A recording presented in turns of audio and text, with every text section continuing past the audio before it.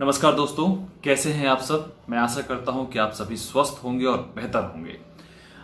सच में ये दुखद खबर है। लगातार मुझे पिछले कुछ दिनों से बहुत सारे लोगों का, आप में से कई लोगों का मैसेज आ चुका है कि सर वैकेंसी घट गई, वैकेंसी कम हो गई, अचानक से वैकेंसी 281 से 182 पहुंच गई। तो क्या हुआ, क्यों हुआ, कैसे हुआ?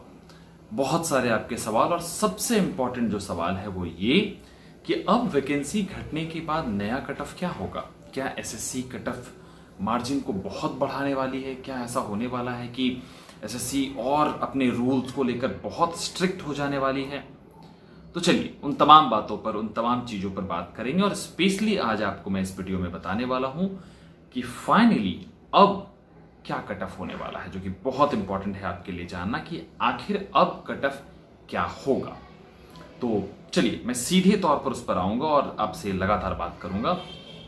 सबसे पहला पॉइंट, जो सवाल आपके थे कि आखिर क्यों कट ऑफ कम हुआ, तो देखिए एक छोटा सा मैं आपको सिनेरियो बता देता हूं कि एसएससी का प्रोसीजर क्या है। वो क्या करती है कि जब भी उसे नोटिफिकेशन निकालना होता है, जब पहली बार आपके सामने नोटिफिकेशन प्रोड्यूस किया जाता है किसी भी वैकेंसी का, तो उसे हर डिपार्टमेंट से, हर मिनिस्ट्री से, या जहां जहां से भी वैकेंसी अवेलेबल है, उससे एक टेम्प्रोरी एक फाइल मूव होती है टुवर्ड्स एसएससी, जहां पर उसे क्लियरली बताया जाता है कि इस साल ये वैकेंसी एक्सपेक्टेड या फिर टेंटेटिव या ड्राफ्ट वैकेंसी ये हो सकती है।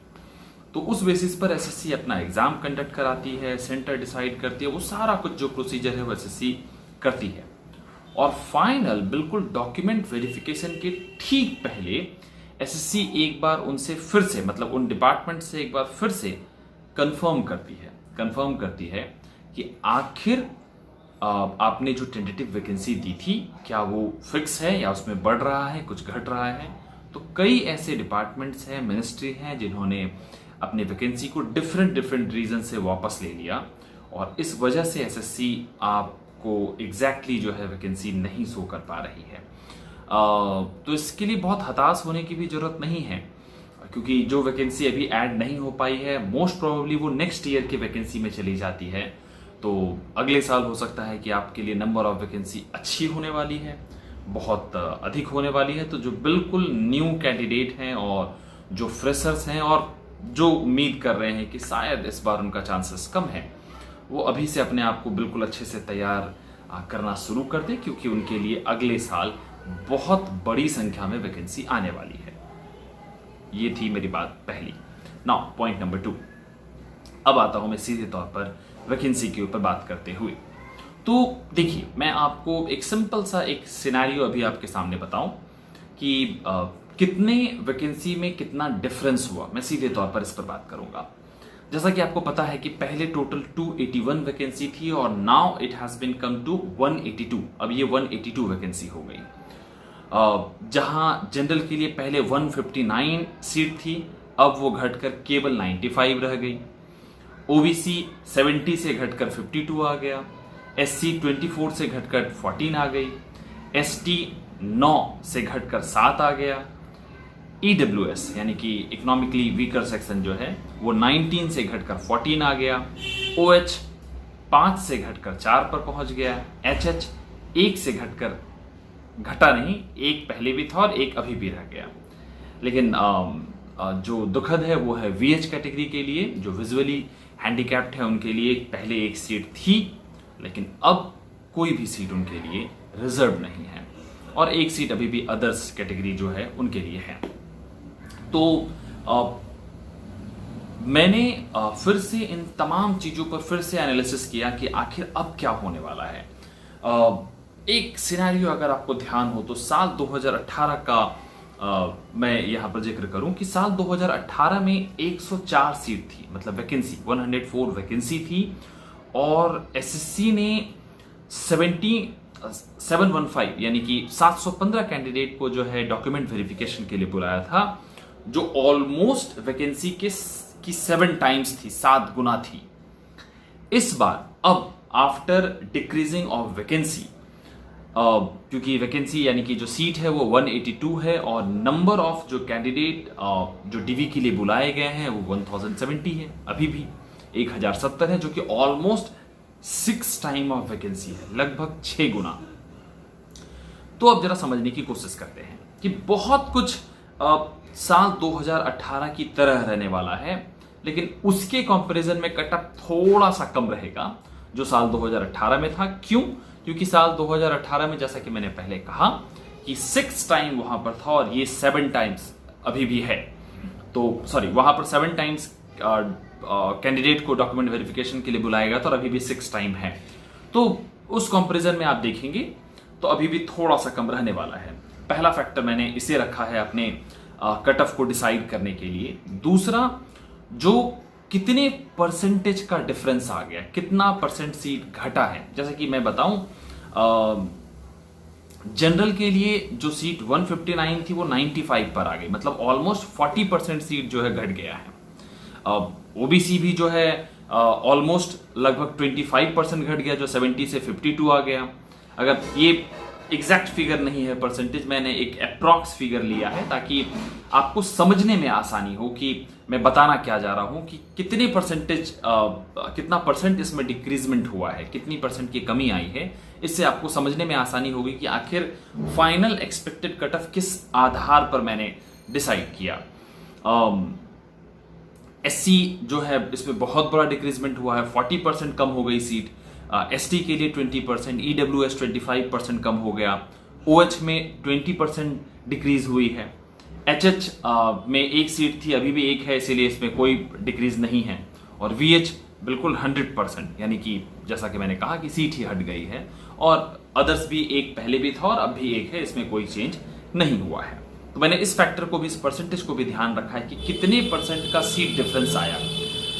नेक्स्ट जो इंपॉर्टेंट चीज जो बहुत इंपॉर्टेंट इसमें है वो है बीआरओ का हटना।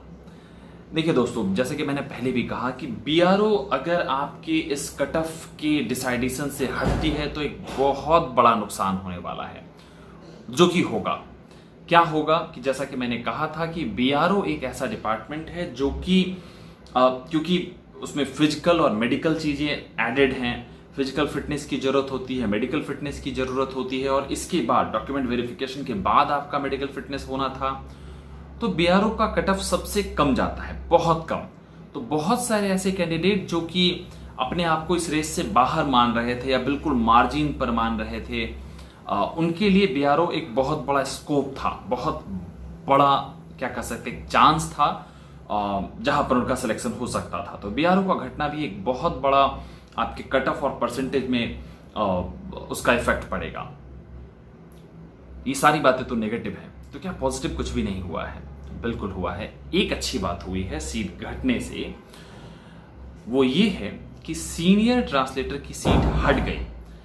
बहुत सारे लोगों के लिए जो इस बार बहुत अच्छा स्कोर किए हैं उनके लिए तो बिल्कुल ये एक अपॉर्चुनिटी थी, एक मौका था। उनके लिए बहुत बुरा हुआ कि मतलब सीनियर बनने का जो डायरेक्ट जो चांस होता है वो उनसे निकल गया।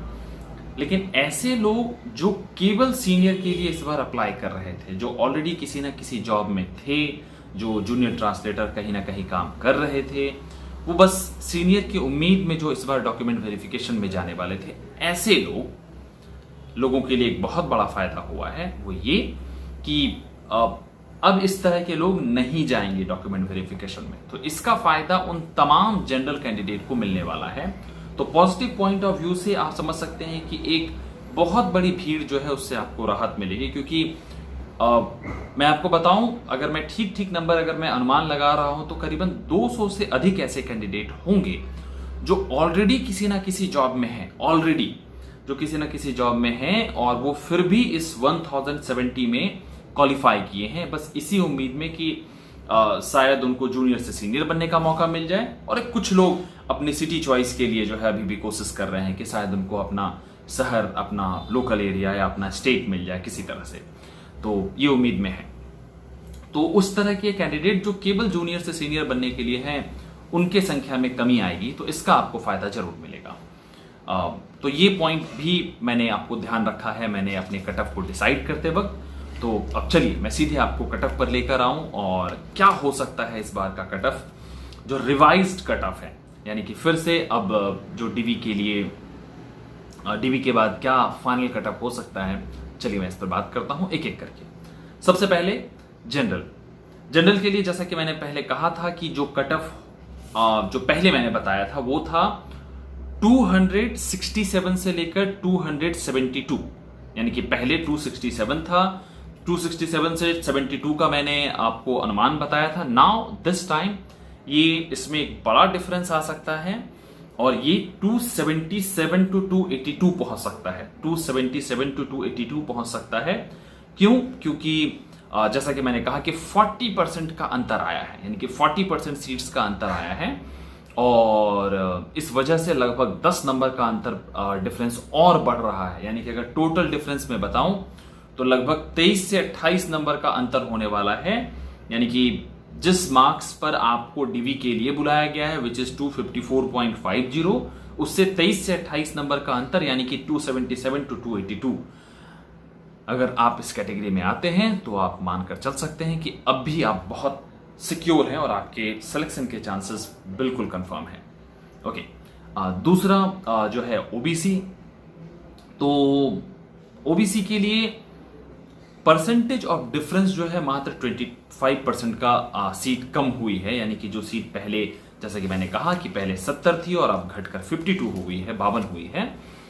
तो परसेंटेज में तो मतलब जनरल के कंपैरिजन में बहुत अधिक अंतर नहीं आया, उनका लगभग 40% कम हुआ है, ओबीसी का 25%।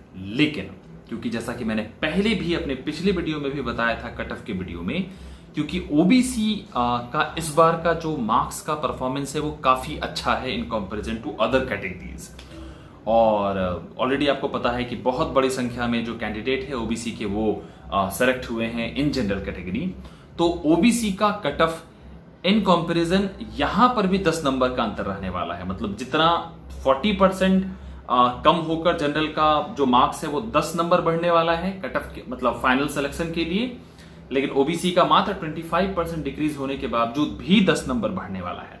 यानी कि जैसा कि मैंने पहले कहा था, ओबीसी लगभग 255 टू 260 रहने वाली है, वो अब बढ़कर 265 टू 270 हो सकती है। यानी कि 265 से 270 मार्क्स का डिफरेंस आपको दिख सकता है। अगर आप इस कैटेगरी में आते हैं between 265 to 270, then you can feel you are almost secure.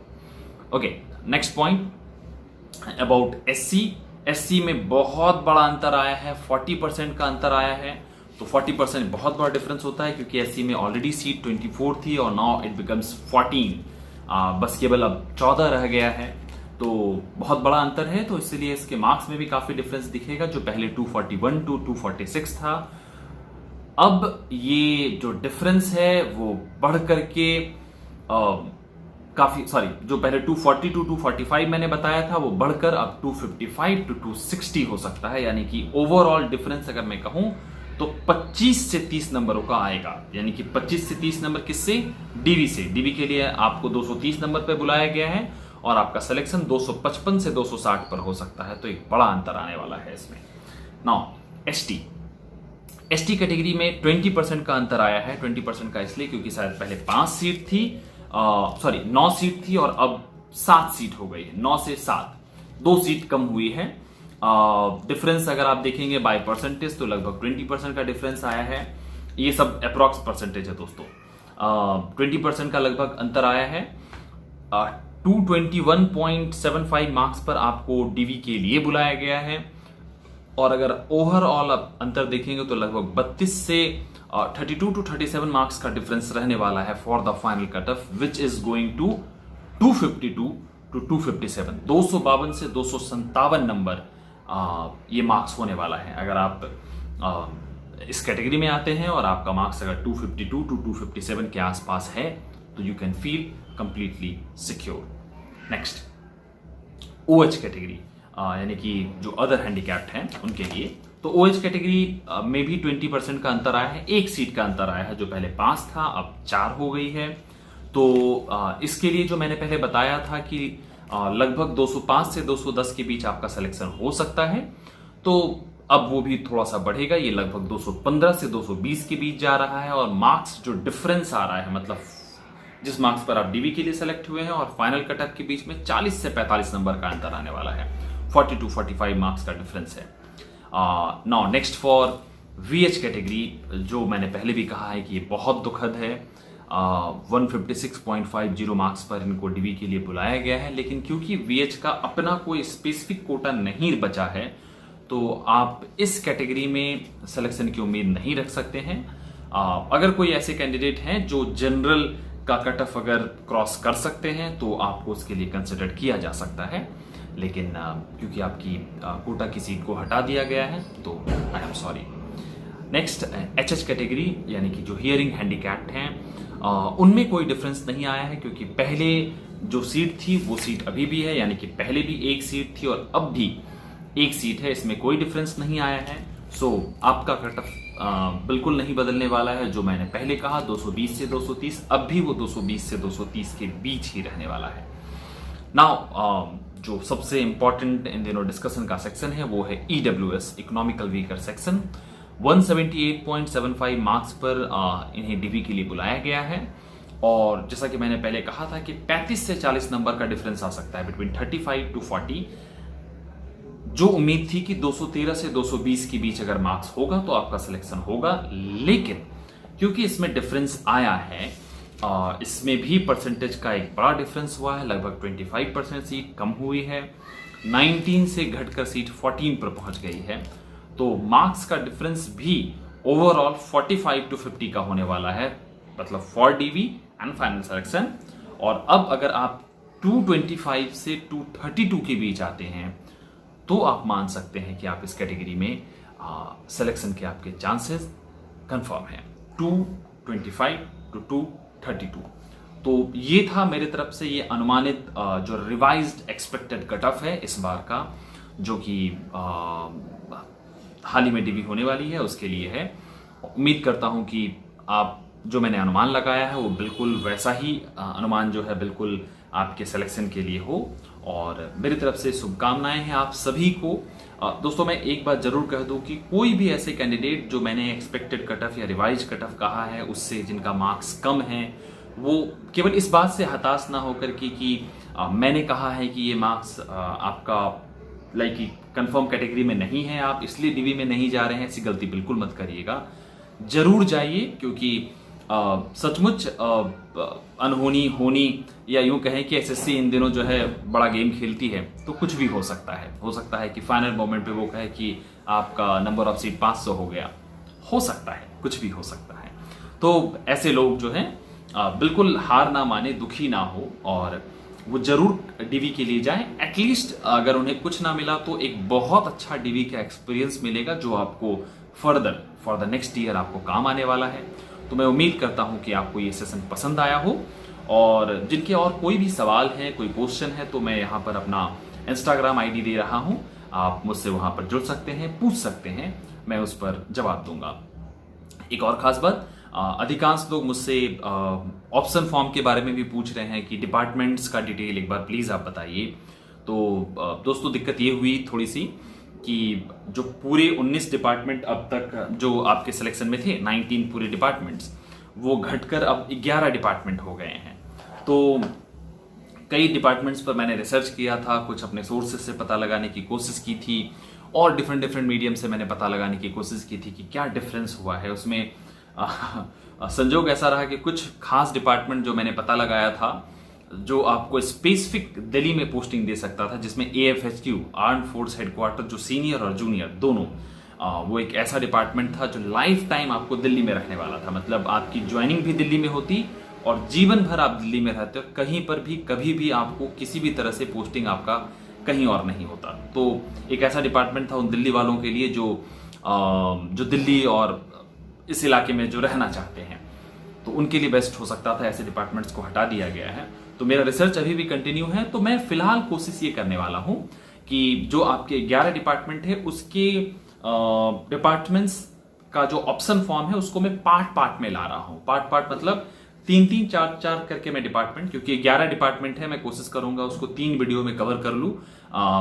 मैं रेगुलर कोशिश करूंगा कि वो वीडियो ला पाऊं आपके लिए बिफोर डॉक्यूमेंट वेरिफिकेशन, और आपको स्पेसिफिकेशन जो है उस ऑप्शन फॉर्म का मैं बता सकूं कि किस डिपार्टमेंट की खासियत क्या है और उसका सिटी चॉइस क्या हो सकता है, आपको पोस्टिंग कहाँ मिल सकती है, उस डिपार्टमेंट में काम करने के क्या फायदे हो सकते हैं और क्या नुकसान हो सकता है, उन सारे मतलब एक्सपेक्ट को जो है मैं कवर करता हुआ मैं कोशिश करूंगा कि आप तक वो वीडियो ला पाऊं। तो फिलहाल के लिए मेरे लिए इस वीडियो में इतना ही। अपना सपोर्ट बनाए रखें, सहयोग रखें और अपना प्यार दिखाते रहें। बहुत बहुत शुक्रिया। Thank you so much.